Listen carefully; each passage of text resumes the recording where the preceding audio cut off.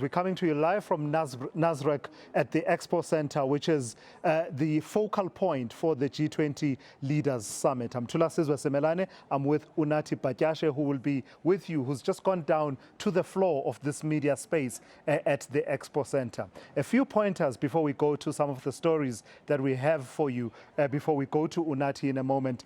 I do want to mention that we are about 55 minutes away from that media briefing with the UN Secretary General Antonio Guterres. But you do want to stick around with SABC News, because immediately after that, an exclusive with our show and Bryce piece with the UN Secretary General, which we will bring to you live here on SABC News. But also I want to mention that President Cyril Ramaphosa is due to hold a working dinner with the invited African heads of state that are part of the G20 summit. You know, the countries that have been invited, a number of them making their arrivals, in the last hours and also continuing into the evening. So there'll be a working dinner a bit later on with the president. A lot at stake for the African continent, issues such as the agenda for debt reform, as well as the leveraging of critical minerals for development and other issues, sustainability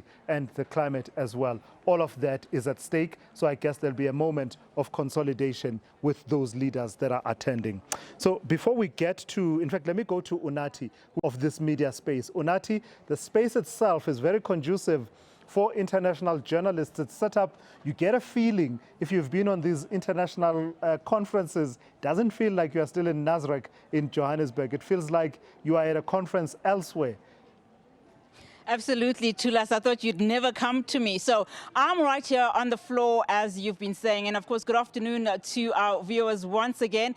And a special welcome to our SABC News, SABC2 News viewers too.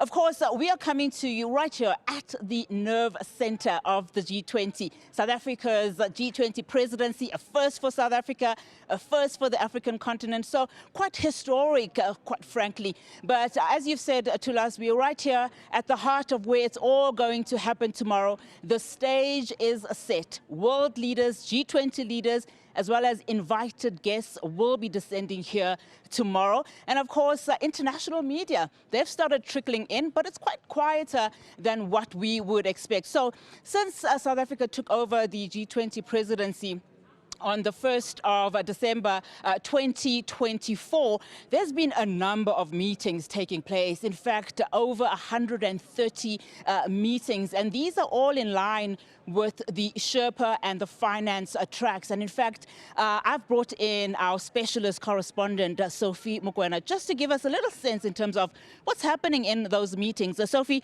a very good afternoon to you. So we know that, of course, Sherpas are locked in meetings, deliberating.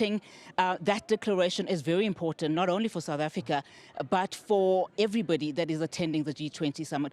Give us a little sense of what you know so far about those meetings. It was a marathon meeting starting yesterday. It ended around 11 today, 12 or towards lunchtime, where the Sherpa was able to pull a coup, in a sense that it's a diplomatic coup in the interest of the G20 members, but the host country, where the Sherpas have agreed on a draft declaration. So the draft declaration is there. Now it's up to member states or the members of the G20 to look at it, consulting with relevant people so that they can give it a go-ahead and it being presented before the Summit of Leaders. After being presented before the Summit of Leaders behind closed doors, then they will decide to adopt it, reject it, or change it. But from the Sherpa's side, that is the host, South Africa, the Sherpas of these countries, including the two groups, that is the European Union and the AU, who are members of the G20, there's an agreement at the Sherpa level. I mean, looking at the fact that we are now in a geopolitical fragmented world, I mean, how important is it that at the very least that these nations that have descended to South Africa that are in South Africa, and of course the AU also being in this particular G20, how important is it that some of these declarations, especially when you look at South Africa's theme of solidarity, equality and sustainability, that these are adopted? Well, quite important, because when you look at members of the G20, you have the developed North, the developing South. Now, when you have a synergy between the developed North and the developing South, the world will be in a better place as it relates to issues of global economy, trade and investment. But also, we know that when the forum of G20, which started as a forum for finance ministers and central bank governors, was elevated to leaders' summit, they included now burning issues, that's global politics.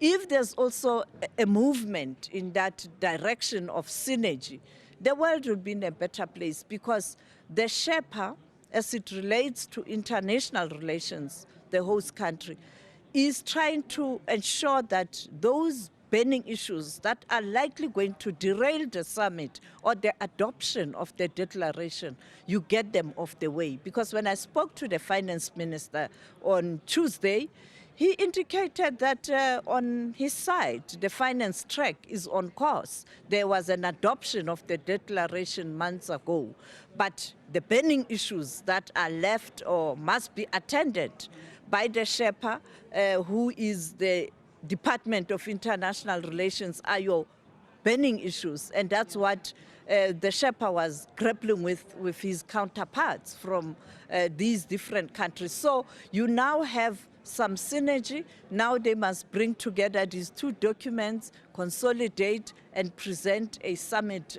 declaration, and let the leaders decide whether they adopt or they make slight changes or they reject. But I think we should have learned or something or observed something yesterday. President Ramaphosa's body language, he was just confident, very confident when he was addressing the social summit, when he was addressing B20, that even during the doorstop, that he was confident that things are, And I want to pick up, and I want to pick up on that mood of confidence. I mean, notwithstanding, of course, all the serious issues and the burning issues, as you've been saying. Before I throw back to Tulas, there was a lot of sentiment that we saw today. In fact, yesterday with the EU-SA, bilateral talks and those agreements, President Cyril Ramaphosa, just making a sentimental comment, saying that Gwede Mantashe started off as a miner, and looping it back to now as a minister, he's signing an important agreement, speaking about beneficiation in the mining sector. I mean, these are all important. And then we saw, of course, the Prime Minister of Australia in a symbolic ceremony too, just reflecting on apartheid and how some people within his nation too were part of that fight against apartheid. These are all things that are symbolic, and it speaks to the importance and perhaps even the confidence that lies within President Cyril Ramaphosa. What are your reflections on that? Gatherings such as this, on the margins, you have all these outreach programs, but also interactions. And therefore, they are quite important because they do assist in strengthening relations at the bilateral level.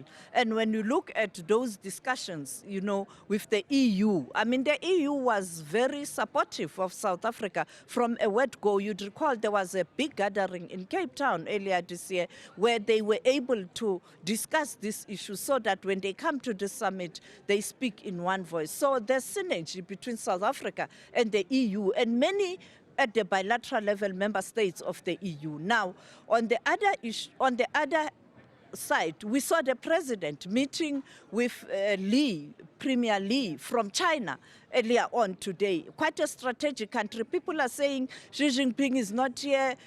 What's happening?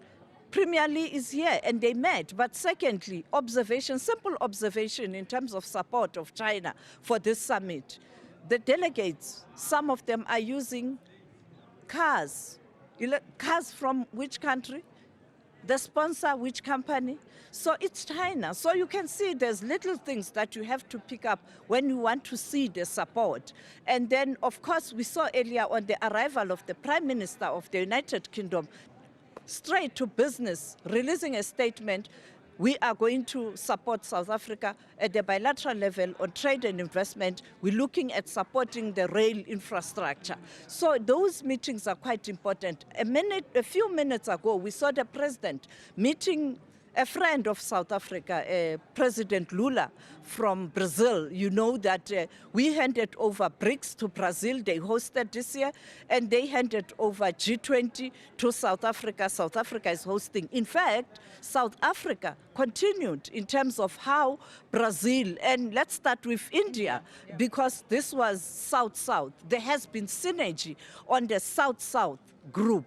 Unfortunately, it's going to the developed North, and it's going to the US, but it will then go to UK. We don't know whether that synergy will prevail. So these are the international body language you read in meetings that gives you a understanding of what's likely going to happen. Fantastic, Sophie. Thank you so much for that. Of course, our specialist correspondent, Sophie Mokoena here, just giving us a sense then, outside of the Leaders Summit, just some of the important undertones, particularly as it relates to the geopolitics. But again, you see the synergy in as far as South Africa's theme of solidarity, equality and sustainability pushing through with some of these leaders and their commitment to South Africa and, of course, the development agenda.